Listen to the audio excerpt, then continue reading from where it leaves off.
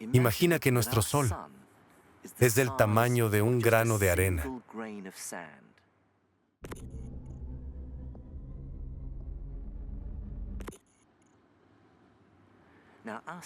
El Sol es una de muchas estrellas.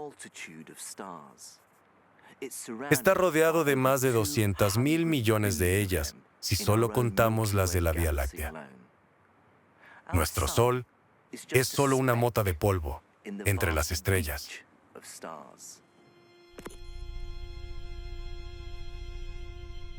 Pero la Vía Láctea es solo una de las 100.000 millones de galaxias esparcidas por el cosmos.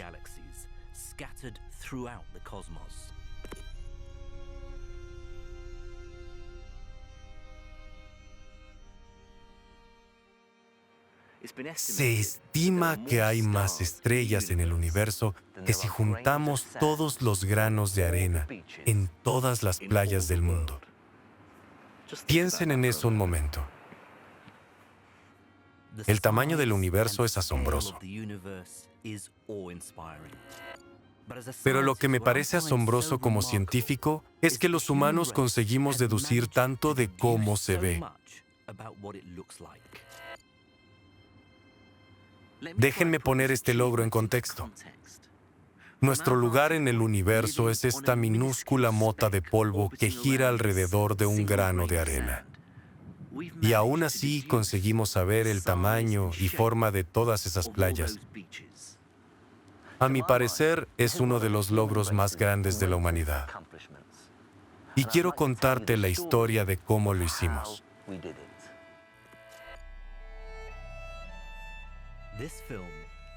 Este documental es sobre la asombrosa historia de cómo miramos al cielo desde nuestro aislado lugar en el mundo y empezamos a deducir la forma, el tamaño y el origen de todo lo que existe. Es la historia de cómo llegamos a comprender la realidad a su mayor escala. Es la historia de todo.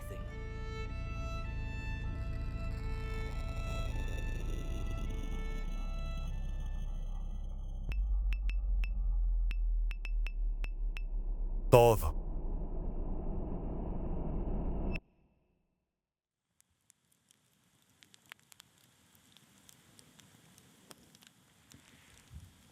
Quiero que te detengas un momento a pensar en esta pregunta. Aquí estoy bajo el cielo estrellado.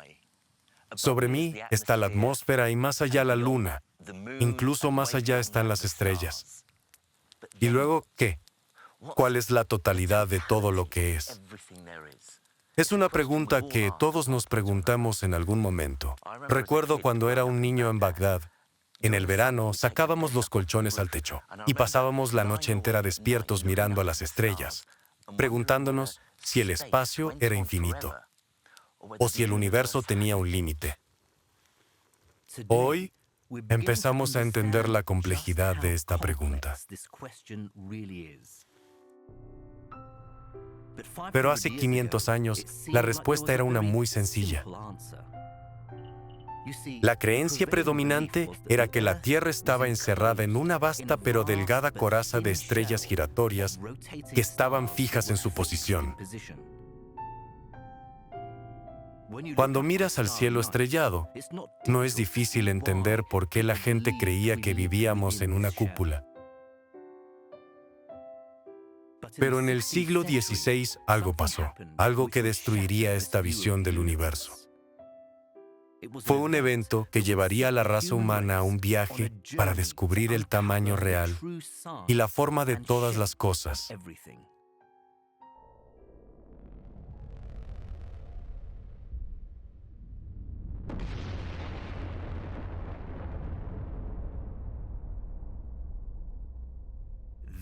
Esta es una supernova de tipo A1, una estrella en explosión. Es un evento de escala inimaginable. Brilla hasta 5.000 millones de veces más que el Sol.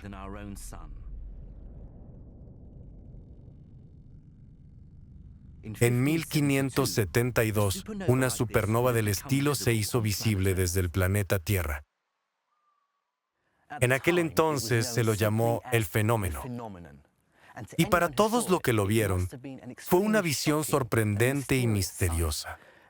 Esta nueva luz en el cielo nocturno brillaba más que Venus y era visible durante el día. No es ninguna sorpresa que muchos buscarán una explicación religiosa para este evento tan perturbante y extraño.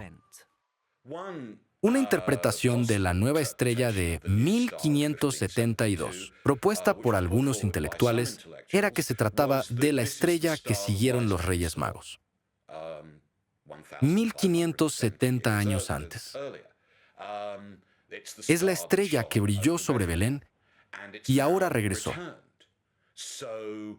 Algo tan importante a nivel cosmológico como la encarnación de Dios en la Tierra fue anunciado por la nueva estrella. El fenómeno fascinó y mistificó a muchos a lo largo de Europa. Y en Inglaterra disparó la imaginación de un político del pequeño pueblo de Oxfordshire llamado Wallingford. Su nombre era Thomas Dix.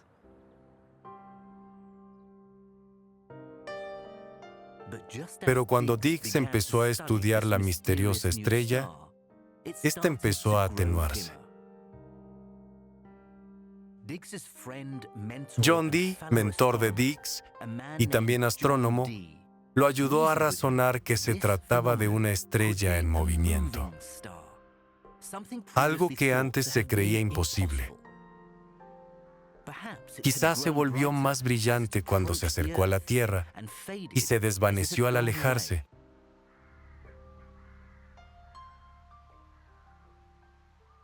Y aunque estuviera equivocado, esta teoría llevó a que Dix pensara sobre la naturaleza de las estrellas en el cielo. Empezó a ser poco probable que estuvieran en este cascarón delgado. Quizá esta carcasa era solo una ilusión. Tras 4 años, Thomas Dix publicó un trabajo con ideas más sólidas. Y lo hizo con un diagrama muy simple que agregaron a una traducción de las obras de Nicolás Copérnico. El primer hombre que dijo que el Sol estaba en el centro del universo. Mira esto. De este lado está el modelo de Copérnico. Fue revolucionario. El Sol está en el centro y la Tierra gira alrededor de su órbita, junto a otros planetas. Y luego la parte más externa es la de las estrellas, el Stellarium Fixarum. Del otro lado, el diagrama de Dix, incluido en la traducción al inglés. Son iguales, pero él tomó las estrellas de Copérnico que están fijas en una cáscara y las desparramó en el espacio. El diagrama de Dix fue una forma nueva y radical de pensar en el cosmos. Un mundo donde el cielo nocturno era un espacio infinito.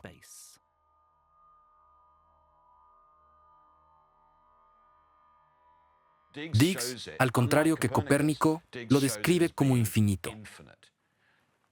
Dice que es una esfera donde las estrellas están fijas. Y en este momento, los europeos empiezan a pensar que el mundo no tiene límites, que es infinito, sin límites. La nueva visión de Dix sobre el universo fue revolucionaria. Antes, el mundo estaba limitado a un caparazón de estrellas. Ahora estamos suspendidos en un universo infinito y estático.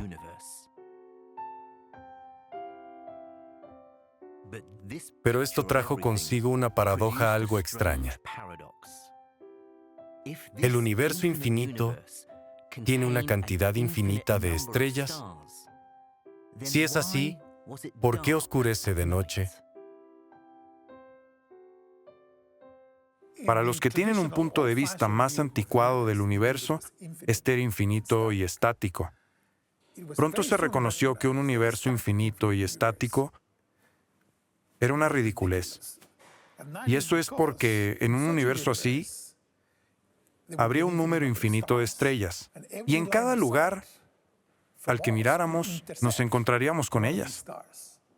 El universo estático e infinito no podía ser oscuro, debería brillar tanto como brilla el sol. Y ese ya sabemos que no es nuestro universo. Aquí, el cielo nocturno es oscuro.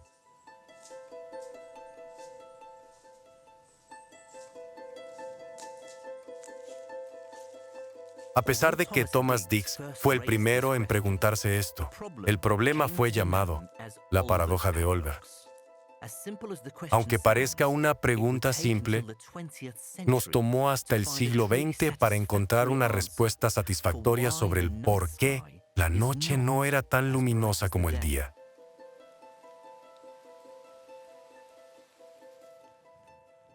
Resolver la paradoja de Olbers requería de muchos científicos sin miedo a pensar diferente, y diferente en un sentido extremo. Para resolver la paradoja, se necesitaba entender la forma, el tamaño y el origen de todas las cosas que existen.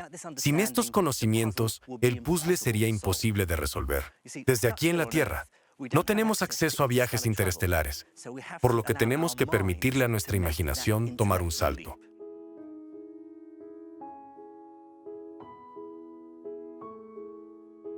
Con solo mirar al cielo, Dix y sus contemporáneos empezaron un viaje científico para entender cómo todas las cosas se veían en realidad. Pero tras 200 años desde que Thomas Dix propuso estas ideas, hubo poco progreso en cómo entendemos el cosmos. A finales del siglo XVIII, sin embargo, todo cambió. Hasta finales del 1700, lo que estaba por fuera del sistema solar, los astrónomos lo consideraban poco interesante. La astronomía era la ciencia de nuestro sistema, de la Tierra y los planetas, satélites y cometas. Las estrellas eran una especie de telón de fondo vistoso. Esto cambió en el 1800.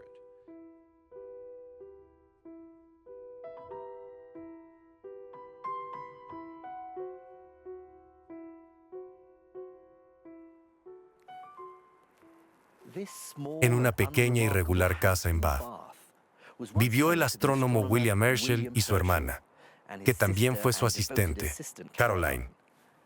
Juntos desarrollaron y construyeron una nueva generación de telescopios que les permitió ver más allá en el espacio, más lejos de lo que nadie pudo antes.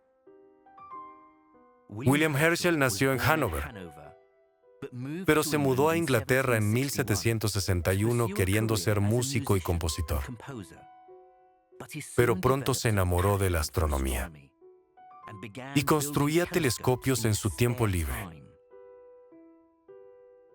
Herschel perfeccionó la técnica para producir telescopios que tomó prestada del Sir Isaac Newton. Los telescopios usaban espejos de metal que podían capturar mucha más luz de estrellas que otros lentes de vidrio que usaban los astrónomos.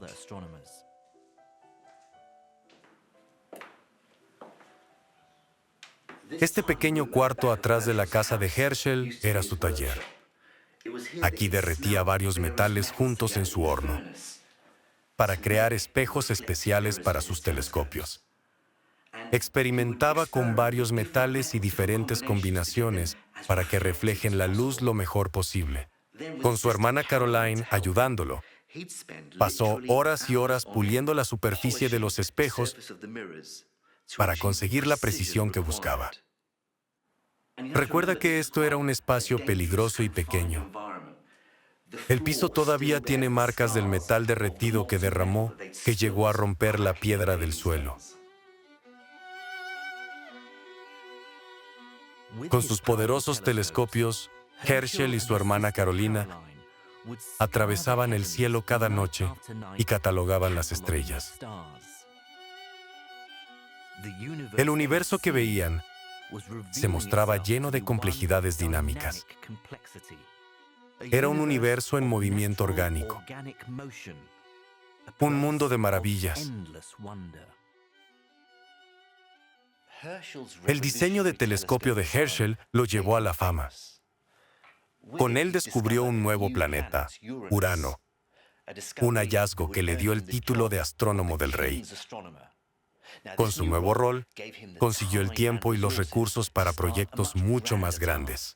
Intentó hacer un mapa de todas las estrellas para tener una imagen de todo el universo. En 1785, Herschel publicó esta impresionante imagen. Era una aproximación de la Vía Láctea, con el Sol en el centro.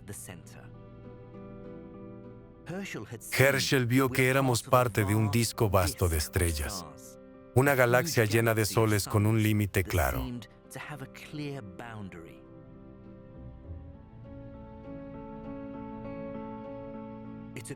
Las habilidades de Herschel le dieron un vistazo al borde de todas las cosas.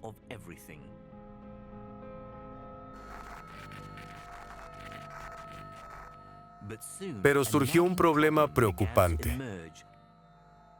Alrededor del cielo, Herschel y otros notaban un objeto extraño y con forma de nube llamado nébula.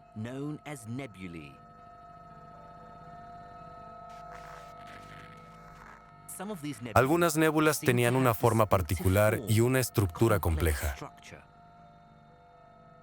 Hubo astrónomos que salieron con una idea radical.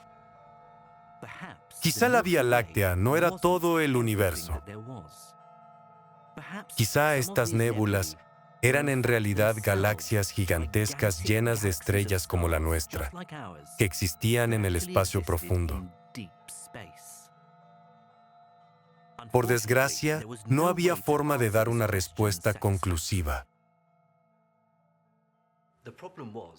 A pesar de todos los avances tecnológicos de Herschel, y a pesar de todas esas noches frías y largas que pasó con Caroline, afuera, mirando el cielo, había un problema que no podían resolver. No tenían forma de medir las distancias en el espacio exterior. No sería hasta después de la muerte de Herschel que se desarrolló un método para medir las distancias en el espacio profundo. La técnica se llama paralaje estelar. Si miras un objeto como tu dedo, desde dos puntos de vista, va a cambiar en tu marco de referencia. Al observar cuánto es este cambio, podemos calcular su distancia. Mi dedo se mueve mucho entre cada fotograma que el edificio detrás de este.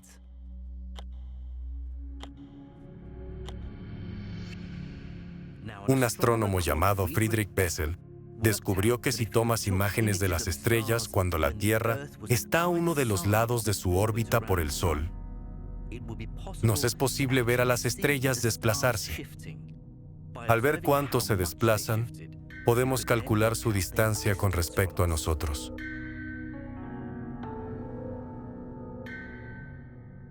Bessel calculó que 61 Cygni, una estrella cercana, debe estar a unos 100 miles de billones de kilómetros.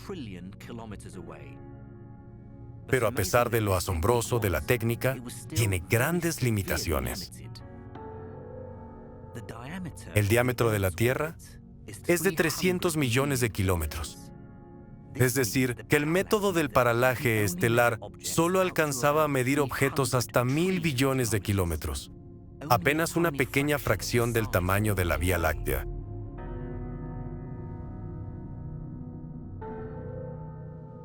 Pronto nos dimos cuenta de que había mucho en el cielo que era imposible de medir. En especial esas misteriosas nebulosas, que serían un enigma hasta principios del siglo XX, cuando iniciaron un enorme debate. Un grupo de astrónomos creía que solo había una galaxia, la nuestra, la Vía Láctea, y que todo demás que vemos, como los cúmulos globulares o nebulosas, son parte de esta galaxia. Pero otros argumentaban que no, que muchas nebulosas eran de por sí universos aislados y en extremo remotos para nosotros. Había evidencia para ambos argumentos. El misterio fue un tema de debate constante hasta principios de la década de los 20. La mujer que ayudó a resolver el problema es de las mayores heroínas de la ciencia. Trabajó en el observatorio de la Universidad de Harvard y se llamaba Henrietta Leavitt. El trabajo de Leavitt era contar y catalogar las imágenes de estrellas de observatorios de todo el mundo. Era una científica brillante que amaba su trabajo. Esta es una de las placas fotográficas del espacio con las que trabajaba Leavitt.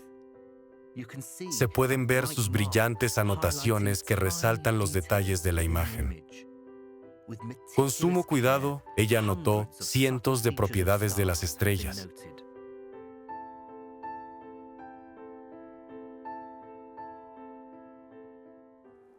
Era una habilidad que la llevó a tener una idea innovadora, una que nos ayudaría a revelar el tamaño real del universo.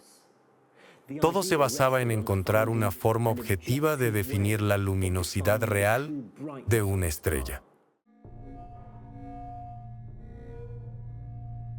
Leavitt se fascinó con un tipo de estrellas conocidas como variables cefeidas, que titilan en el cielo. Su descubrimiento fue que su luminosidad está vinculado a la velocidad con la que titilaban. Para explicarlo, si estas dos estrellas titilan al mismo tiempo, significa que deberían tener la misma luminosidad. Si una estrella parece más apagada, podemos calcular cuánto más lejos está de la más brillante. El método de Leavitt le dio la capacidad de saber la luminosidad objetiva de las variables cefeidas. Encontró un método que le permitió medir la distancia de las estrellas más allá de los límites de paralaje estelar. Pero sin acceso a un telescopio, no podía expandir su trabajo. Tenía prohibido trabajar en el observatorio, porque eso solo estaba permitido para los hombres. Pero su descubrimiento les dio a los astrónomos una forma de medir la distancia de una nebulosa misteriosa. La idea de que la Vía Láctea lo contenía todo dentro de sí empezó a caerse a pedazos. Sabemos la escala del universo solo hace poco. Por asombroso que parezca, en 1920 todavía era una posibilidad científica que todo el universo estuviera en una sola galaxia. Los mejores astrónomos del mundo, como los de Estados Unidos, creían de verdad que esto era así y tenían evidencia al respecto. Pero estaban equivocados. La evidencia para terminar este gran debate se descubrió gracias al poderoso telescopio Hooker, que se construyó en el observatorio del Monte Wilson, a las afueras de Los Ángeles. Al usar esta tecnología tan avanzada y el innovador método de Henrietta para calcular distancias, un astrónomo joven hizo un descubrimiento que cambiaría nuestra visión del universo e inmortalizaría su nombre. El astrónomo era Edwin Hubble. Hubble era un científico muy diferente a Leavitt. Era una figura más grande que la vida, extrovertido y con un enorme ego. Pero tenía un talento enorme para la ciencia. Nació y se crió en Estados Unidos, pero pasó unos años en Inglaterra, que lo marcó de por vida. Porque cuando iba caminando por el observatorio, se ponía a saludar a la gente con expresiones inglesas, imitando un acento inglés muy exagerado. El talentoso, apasionado y excéntrico Hubble fue dejando su marca en el mundo de la astronomía.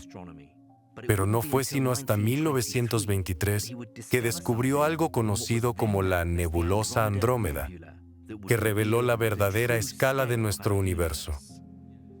Vine al observatorio de la Universidad de Londres para conocer al doctor en astronomía Steve Fossey, para ver cuál fue el descubrimiento de Hubble. Ahora vamos a las coordenadas de Andrómeda con la consola. 0 horas, 43 minutos.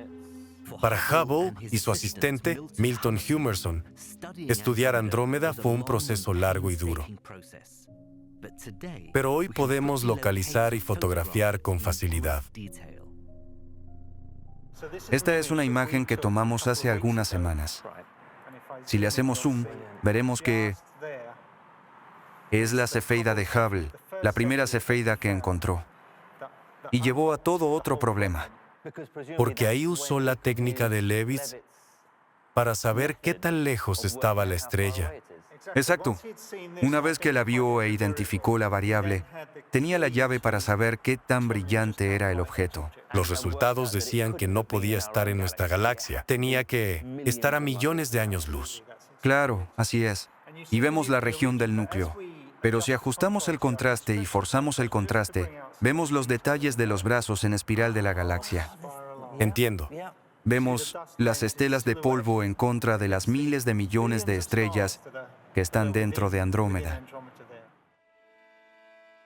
Al encontrar una de las estrellas variables de Andrómeda y al medir sus pulsaciones, Hubble pudo usar el método de Leavitt para calcular su distancia precisa.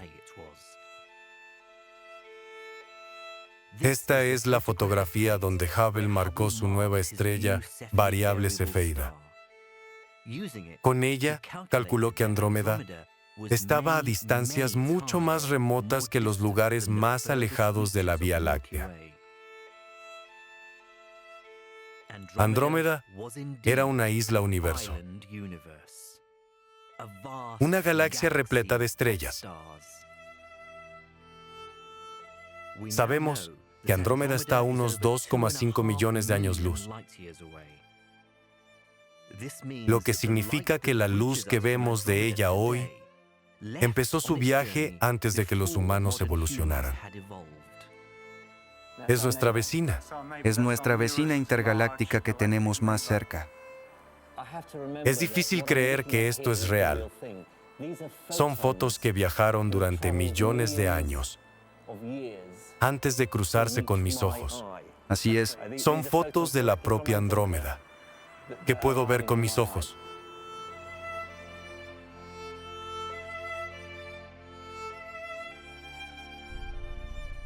Hoy tenemos el poder de ver Andrómeda como Hubble solo pudo soñar.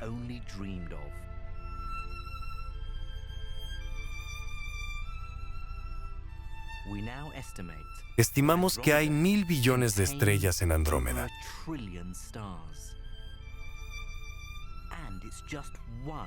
Y esta es solo una de la multitud de galaxias desparramadas por el universo.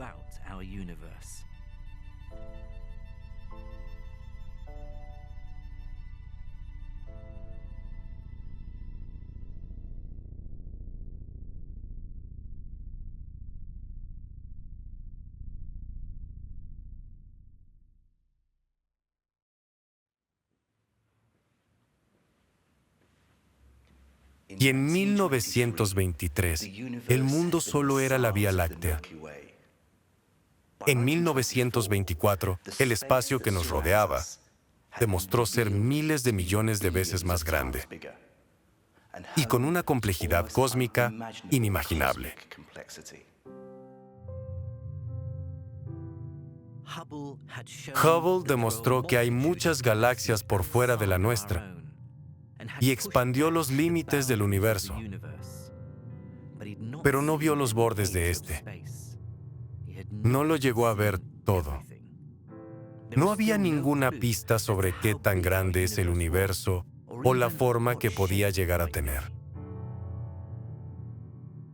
Entender la verdad extraña de las cosas necesitaba más que solo observaciones.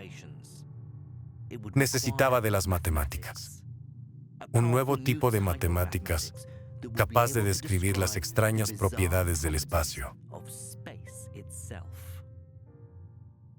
Cuando intentamos entender el universo, es fácil pensar que hacemos muchas observaciones. Vemos lo que está ahí y luego lo encajamos para hacernos una gran foto. Pero el problema es que a no ser que sepamos de antemano cómo se debería ver la foto, no tenemos observaciones para hacer y no sabemos qué es lo más importante. A lo largo de la historia de la ciencia, cada tanto alguien sale con una nueva idea matemática. Estas nuevas ideas matemáticas sobre el espacio son extrañas y algo alejadas del sentido común. Tanto así que tardamos 2000 años a que el genio de Albert Einstein las formule. Pero cuando apareció, esta curiosa variante de la matemática dio lugar a una revolución en el entendimiento del espacio que nos rodea.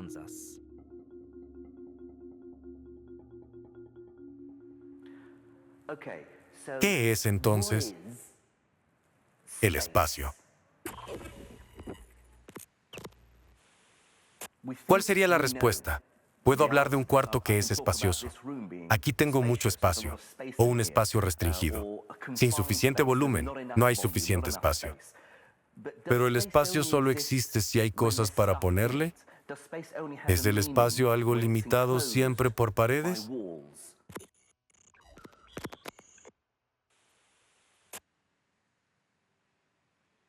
Pensemos en la distancia entre dos objetos. ¿El espacio entre ellos todavía existe si removemos estos objetos? ¿Qué significado tiene la distancia si no tiene un punto de partida o un final? Al final del día, la pregunta es, ¿el espacio tiene una forma propia? ¿Algún tipo de estructura o silueta? ¿O es solo un lugar donde suceden cosas? La propiedad del espacio la describió por primera vez el matemático Euclides hace 2000 años en su legendaria obra, Los Elementos. En ella, propone una lista de reglas lógicas sobre el espacio que hoy llamamos geometría euclidiana. La geometría euclidiana es la que nos rodea todos los días. Si estamos en un cuarto con forma rectangular, lo que vemos son líneas rectas y ángulos rectos. Vemos líneas paralelas. Si tuviéramos ventanas, los bordes serían paralelos. Si las alargamos, tendrían igual la misma distancia y nunca llegarían a cruzarse. Lo otro que veríamos sería que, si nos acercamos a cualquier triángulo que dibujáramos, los ángulos siempre sumarían 180 grados. Esto es algo característico de la geometría euclidiana. La gente pensaba que, por fuera de esta geometría, nada más era posible.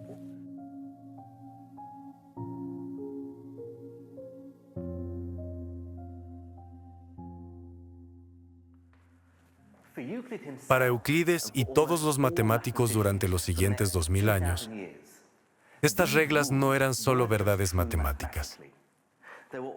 También eran verdades sobre la realidad física. Pensaban que dos líneas paralelas lo serían así por siempre, y que si un triángulo en el espacio siempre iba a tener ángulos que sumaban 180 grados. Pero por raro que parezca, esto no siempre es verdad. Hace 250 años, en un pueblito al norte de Alemania, un matemático nació que tuvo la habilidad y originalidad para desafiar la geometría euclidiana, lo que cambió nuestras ideas sobre el espacio. Era Carl Friedrich Gauss. Gauss resolvió varios problemas importantes durante su carrera, pero ya de joven especulaba que las reglas euclidianas no eran tan absolutas como todo el mundo creía. En especial, Gauss notó que, en espacios curvos, había otros tipos de geometrías posibles, con reglas diferentes a las euclidianas. Por ejemplo, en la superficie de una esfera, los ángulos del triángulo pueden sumar más que 180 grados.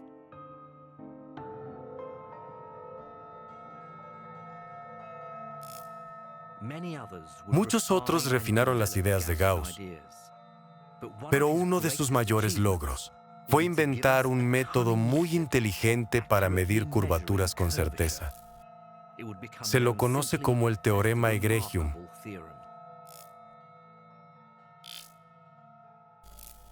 Lo explicaré con este globo terráqueo. Sabemos que es tridimensional porque nos podemos parar detrás de él y mirarlo. Pero ¿qué sucede si somos una hormiga en la superficie? ¿Cómo sabríamos que la superficie es curva? Imagínate ahora que eres una hormiga en el Polo Norte y caminas hacia el Ecuador, siempre mirando al sur. Cuando llegues al Ecuador, empiezas a moverte a lo largo del este, aún mirando al sur.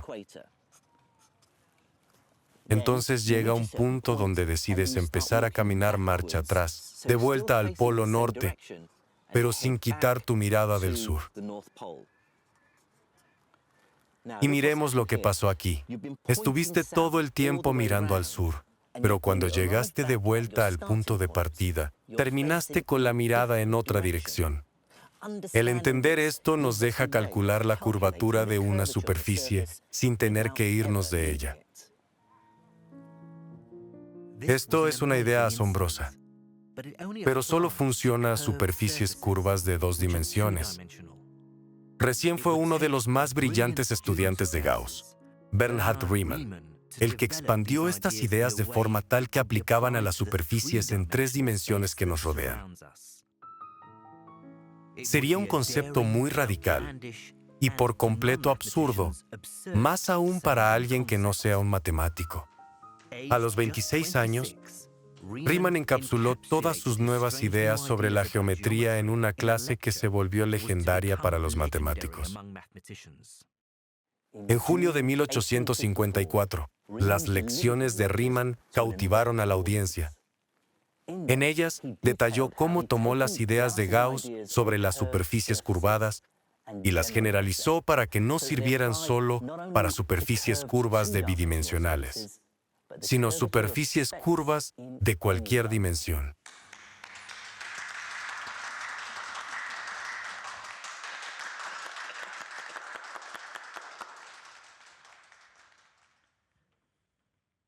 Sé que todo esto suena muy complicado, pero ¿qué queremos decir con superficie curva en cualquier dimensión? Déjame explicarlo. Así eran las cosas. Gauss hablaba de dimensiones curvas de bidimensionales. Aquí tenemos una hoja de papel que tiene 2 dimensiones, y si la doblamos, podemos visualizar y ver esta curvatura solo porque está dentro de nuestras 3 dimensiones. ¿Y cómo podemos curvar las 3 dimensiones? Pues primero necesitaríamos una 4ª dimensión. ¿Y cómo llegamos a este espacio de 4 dimensiones? Es imposible salir de nuestro mundo tridimensional. Cuando viajamos por el universo, sin importar lo rápido que vayamos, siempre estamos en 3 dimensiones. La genialidad de Riemann viene de que no necesitamos estar en la 4ª dimensión para saber si el espacio está curvado. Lo podemos hacer desde dentro. Para Riemann, esto quedó siendo una idea solo matemática. No fue hasta Albert Einstein que logró unir estas ideas matemáticas juntas y usarlas en geometrías curvadas y no euclidianas para explicar el espacio real que nos rodea. Creo que lo más importante sobre la historia de la geometría no euclidiana es cómo las matemáticas y el mundo real se relacionan. Y empieza con la matemática buscando y preguntándose, ¿habrá una geometría diferente a la euclidiana? Y si alguien les preguntara en aquel entonces, ¿por qué estudian eso? Ellos dirían, ni idea. ¿Y para qué sirve? Ni idea. Solo es interesante. Pero buscando, encontraron una respuesta increíble, que diferentes geometrías eran posibles. Y en ese entonces nadie tenía ningún uso práctico para estas ideas. Y en un momento de genialidad, Einstein llega y dice, esto es lo que necesito, física real. Entonces, esta obra de matemática más esotérica se vuelve crucial para el mundo de la ciencia. Einstein demostró que no vivimos en un mundo plano y euclidiano, sino en el mundo curvado y extraño de Gauss y Riemann. En unos pocos años, Einstein pasó de trabajar con algunas de las ideas más complicadas y abstractas de la matemática a tener cenas con Charlie Chaplin. Y todo gracias a la joya de su serra científica, la teoría general de la relatividad. En la teoría general de la relatividad, Einstein utilizó la matemática de Gauss y Riemann para crear una visión revolucionaria del mundo físico. Demostró que, como Gauss lo había sospechado, la geometría del espacio a nuestro alrededor no siempre es plana ni euclidiana.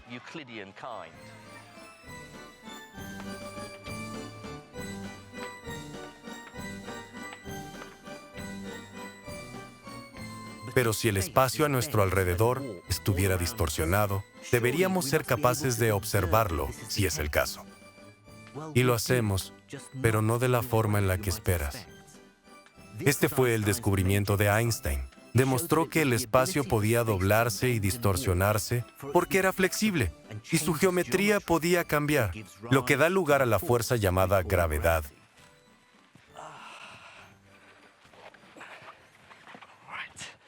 Entonces, desde Newton, que la gravedad se veía como una fuerza que atraía cuerpos juntos.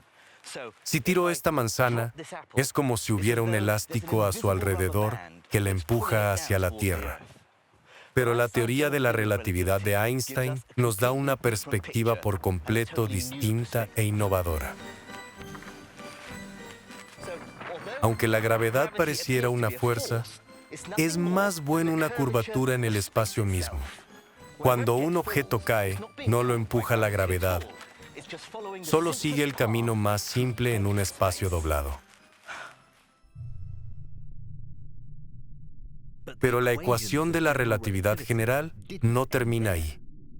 Demostró que la presencia de masa puede cambiar el espacio y distorsionarlo. La razón por la que tenemos gravedad en la Tierra es porque ella dobla el espacio que tiene a su alrededor. En la teoría del universo de Einstein, el espacio era algo dinámico que reaccionaba a sus contenidos. El espacio sabe sobre los cuerpos con gravedad que lo ocupan y responde a este al cambiar su geometría de forma interesante. Lo que durante los siglos XVI, XVII, XVIII y XIX era un objeto aburrido y estático, de pronto se volvió muy dinámico y vivo gracias a la teoría de Einstein.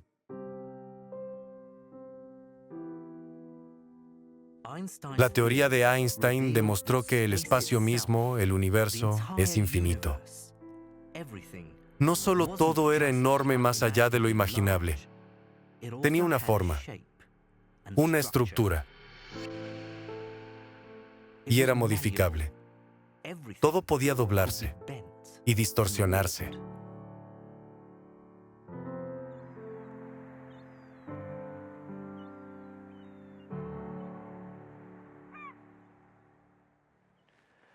Gauss, Riemann y Einstein consiguieron llegar a una descripción de cómo el espacio y el tiempo podía ser distorsionado.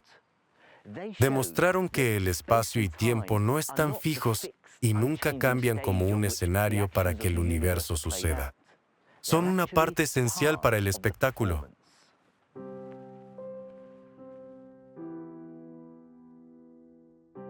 Pronto nos dimos cuenta de que la teoría de la relatividad aplicaba a todas las cosas.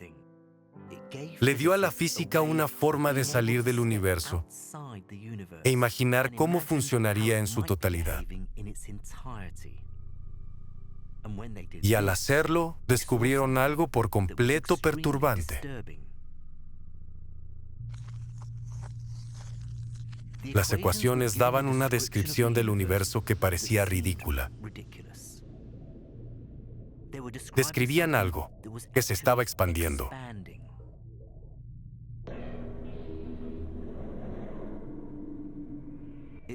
Parecía absurdo que el universo entero podría estar moviéndose de forma orgánica y expandiéndose.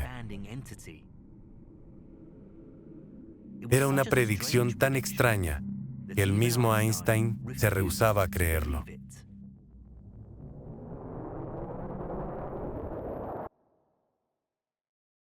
Einstein había desplomado nociones del sentido común sobre el espacio que la humanidad sostuvo durante miles de años.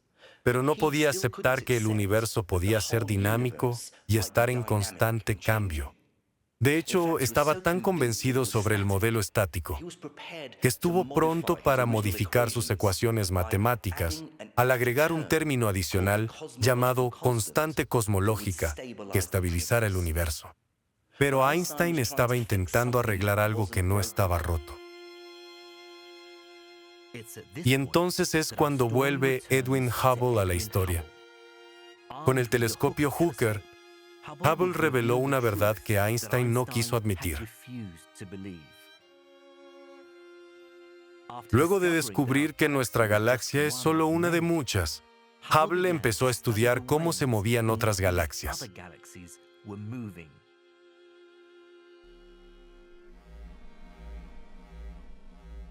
Hubble sabía que cuando la luz se acerca a nosotros, las ondas de luz se comprimían y se volvían azules. Si un objeto se alejaba, las ondas de luz se estiraban y volvían rojas.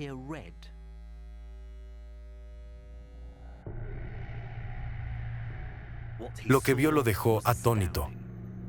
Todas las galaxias distantes se estaban redirigiendo. Se alejaban de nosotros.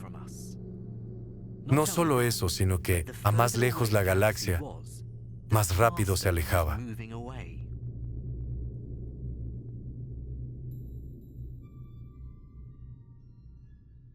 Las observaciones de Hubble coincidían con la teoría de la relatividad de Einstein. Y en este momento crucial, vimos que no son las galaxias las que se desplazan por el espacio, sino que es el espacio mismo que está entre esas galaxias es lo que se está expandiendo, por lo que el universo mismo está creciendo. Es lo que el trabajo de Hubble y Einstein demostró.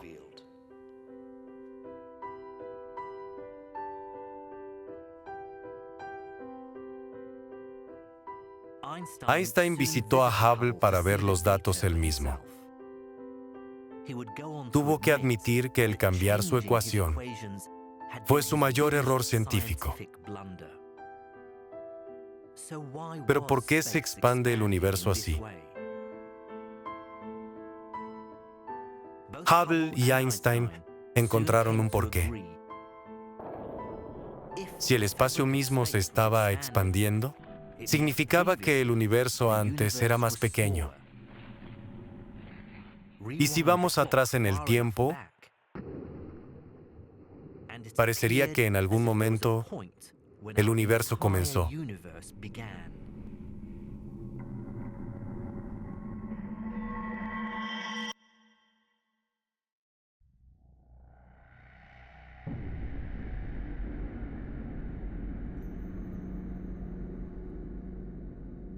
Había datos que llevaban a este momento de creación.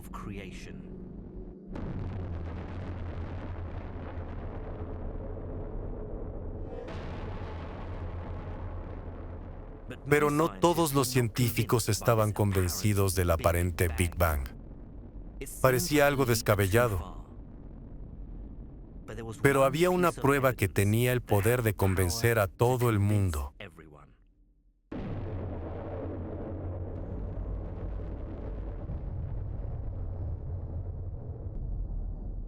Pareciera que si el Big Bang sucedió, entonces en algún momento tras ese instante de la creación, un resplandor de luz tuvo que haber sido emitido en todo el universo. Todo el cosmos estaría repleto de luz.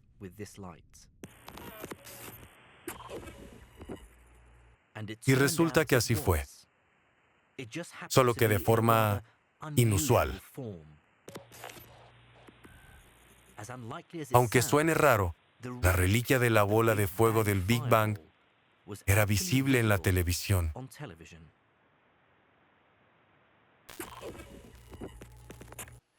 ¿Cómo es esto posible? Imagina que este globo es el universo. Aquí solo tiene unos cientos de miles de años. Pero un momento algo increíble sucede porque el universo se vuelve de transparente a luz visible cuando se forman los átomos. Es como una niebla se hubiera levantado de la nada para poder viajar libre por el universo.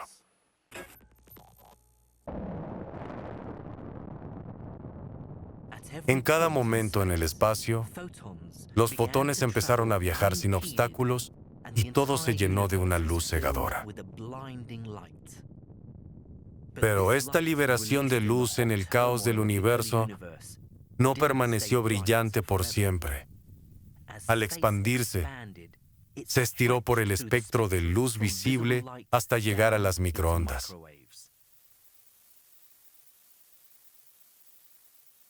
Y estas microondas son lo que captan las antenas de televisión.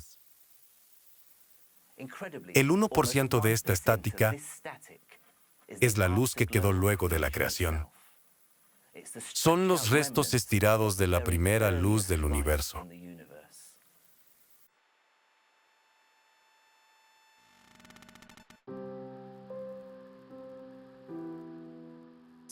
Hoy, con los satélites, podemos hacer mapas muy precisos de cómo era el universo cuando se volvió luz.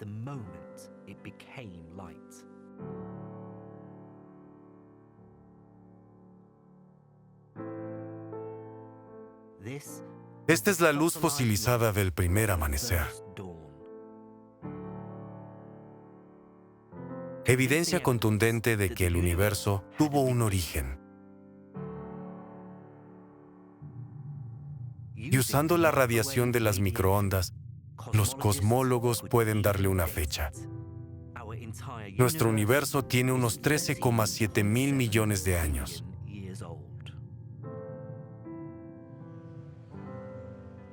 El principio de todo es la última pieza que necesitamos para responder a la pregunta que Thomas Dix propuso hace unos 400 años. Nos daría al fin la satisfacción de por qué oscurece durante las noches. Y esta es la respuesta. Espero que ahora todo cobre sentido. A más lejos está una estrella, más tiempo tarda su luz en llegar a la Tierra. Si el universo está a nuestro alrededor por siempre, entonces la luz va a tener tiempo para llegar a nosotros y las noches estarían llenas de luz. Pero no es el caso. Y este es el porqué.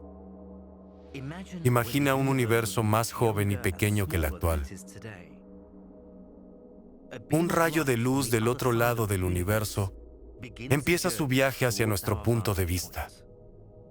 Pero a medida que el universo se expande, la distancia que la luz tiene que recorrer crece más y más. Y si llegamos a día de hoy, la luz todavía no nos alcanzó. Así que, sin importar cuánto intentemos mirar al cielo, no podríamos verla. Solo vemos las estrellas cuya luz tuvo tiempo de llegar a nosotros desde los 13,7 mil millones de años desde el Big Bang. Esta región se conoce como el universo observable. Y no hay suficientes estrellas aquí para iluminar el cielo nocturno. Por lo que solo vemos las estrellas y galaxias, cuya luz consiguió alcanzarnos. Y por eso está oscuro de noche.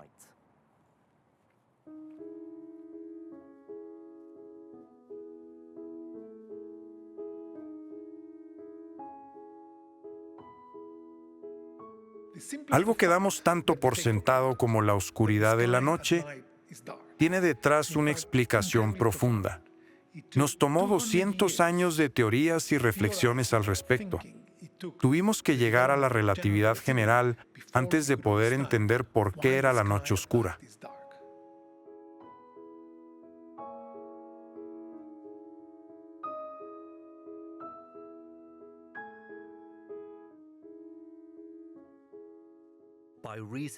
Al observar e imaginar, descubrimos que hay formas mejores de entender el más allá desde los confines de nuestra pequeña roca que anda por el espacio. Somos mejores para crear fotos detalladas de las cosas.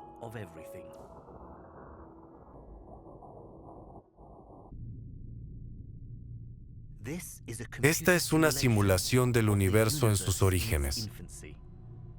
Al usarla, podemos ver cómo la fuerza de la gravedad dio forma a nuestro universo a lo largo de los años. Las zonas más brillantes blancas y amarillas de la imagen muestran dónde se forman las galaxias y sus cúmulos. Podemos ver cómo el universo evoluciona y se forma una estructura extraña y oculta.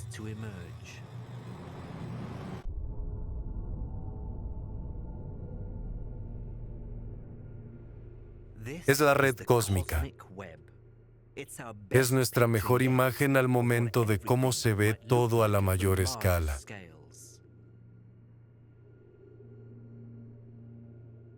Muestra cúmulos masivos de galaxias interconectadas en vastos filamentos, cada una con miles de billones de estrellas.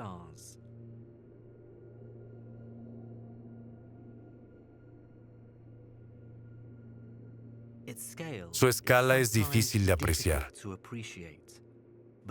pero a la luz le tomaría unos 10.000 millones de años en cruzar la distancia de esta imagen.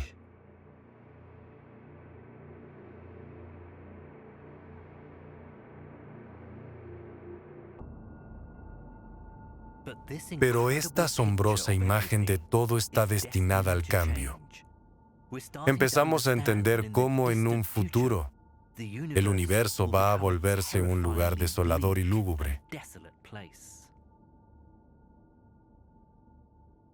En 1988, un equipo de astrónomos publicó su investigación donde analizaban las explosiones de supernovas de distintas galaxias.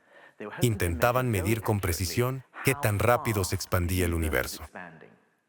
Lo que esperaban descubrir era que la velocidad de expansión disminuía por la influencia de la gravedad en toda la materia del universo. Pero se encontraron con una sorpresa. El universo estaba creciendo cada vez más rápido. La expansión se estaba acelerando. Parecía que había una fuerza misteriosa que lo alejaba todo. No entendemos su origen, pero la llamamos energía oscura.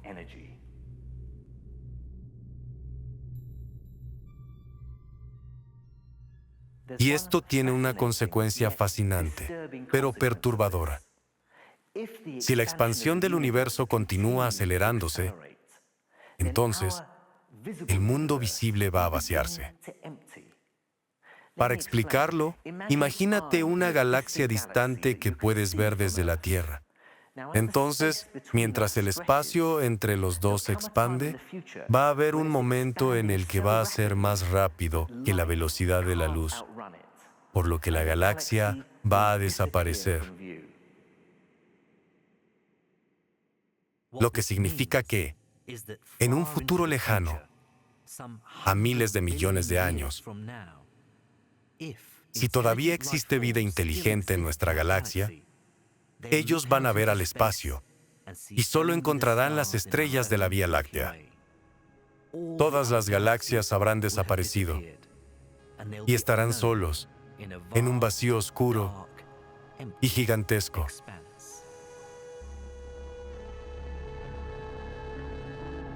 En el próximo episodio. Nada. Aquí tengo una caja. ¿Qué pasaría si saco todo lo que tiene dentro? ¿Qué existe entonces dentro de la caja? ¿De verdad es la nada?